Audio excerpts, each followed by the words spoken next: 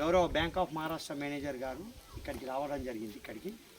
దీని విషయం ఎందుకు వచ్చిందంటే, ప్రధానమంత్రి జీవన జ్యోతి బీమా అని చెప్పి ఒకటి, ప్రధానమంత్రి సురక్ష బీమా యోజన అని ఈ రెండు విధాలుగా మన జనాలకు అకౌంట్ హోల్డర్లు ఉన్నారు.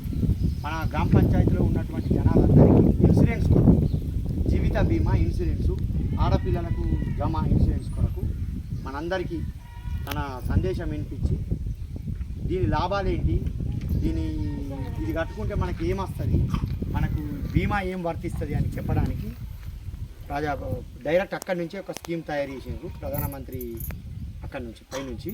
కాబట్టి వీళ్ళు ఎందుకు వచ్చిందంటే, ఏ విషయం అయితే పబ్లిక్ దృష్టిలో ప్రజల దృష్టికి తీసుకుపోయి, అమ్మ మీకు గింత 20 రూపాయలు కడితే గింత సంవత్సరానికి ఇన్సూరెన్సు, యాక్సిడెంట్ అయితే గింత అని చెప్పడానికి ఇక్కడికి వాళ్ళ స్టాఫు మన బ్యాంక్ మేనేజర్ గారు రావడం జరిగింది.